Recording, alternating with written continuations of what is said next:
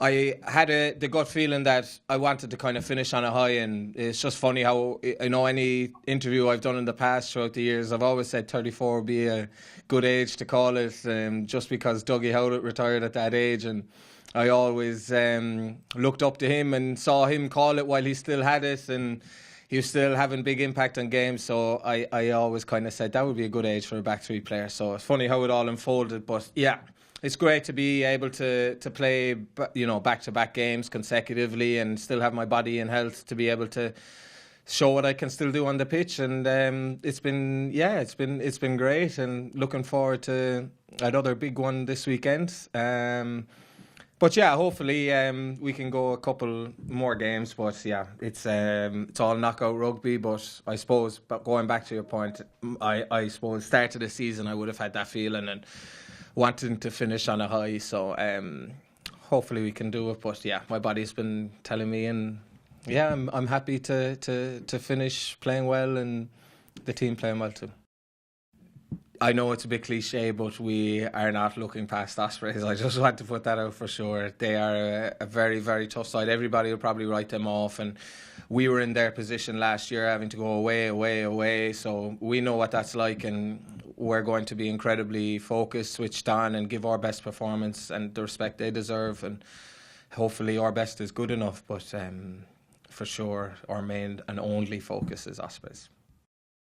I have an incredibly special relationship with everybody who comes to support Munster Rugby. It's something I'm always forever grateful for, but I certainly feed off them, and I do my best to let them feed off me and what I can do on the pitch. But yeah, we know the Thomond crowd will always show up for us. They're the best supporters in the world, and we'll need them for sure this weekend.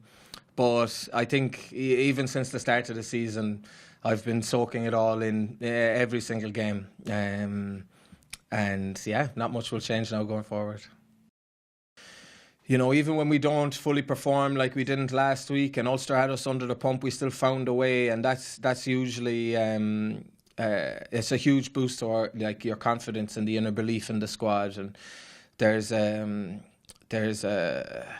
strong, I suppose, mental side to our game that we can rely on, and we know when the going gets tough, that's when we play our best. And it's it's very, very encouraging, and we'll do our best to just keep riding the wave and keep the momentum going, and all systems go for the weekend. So it'll be very, very exciting. Yeah, a tough game. We hadn't did it all our own way in the first half, obviously, and we went in 10 points down.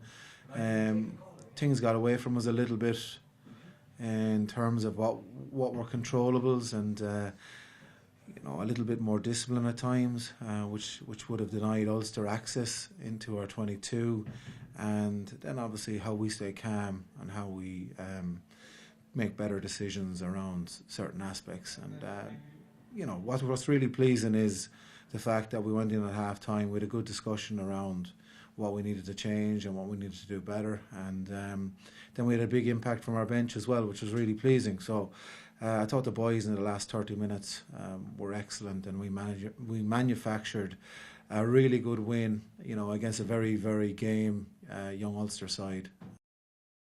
Oh yeah, Shane's Mr. Reliable, isn't he? He's a fantastic rugby player, very, very smart. I consider him a really good defender. He's done some excellent things on the edges for us over the last 18 months, and his ability to judge the backfield, to feel the play, and obviously defend in the front line as well. His ability to stay calm and not show too many early pictures and almost tell lies in what he's doing. Shane he's a top class player. In fairness to him, he's one of the smartest players I've had the pleasure of working with. Yeah, they're very strong in terms of the set piece, aren't they? Their scrum, their maul, their line out. And you can see they played for each other. You can see that, just when you delve into it, they play for each other. There's a great spirit within their team. They defend well together, and we had a very good 20 minutes over in Swansea. Then we seemed to fall off for about for about 40 minutes, and then we finished quite strong again. But in that period, the Ospreys were really challenging us, and towards the end of the game, to be fair, they had opportunities that really would have put us under the pump. I think if they, the one torn hamstring away with Cuthbert there at the end, and we're kicking off to defend the game. So I think you see with players like Morgan Morris and Jack Morgan, Dan Edwards, Kieran Williams at 12. These guys aren't necessarily Welsh internationals year on year, but they're really, really good club players and very, very effective players. So a good challenge for our guys, a real challenge for our guys, and as I said, a quarter-final of a competition that we really adore, and really looking forward to it.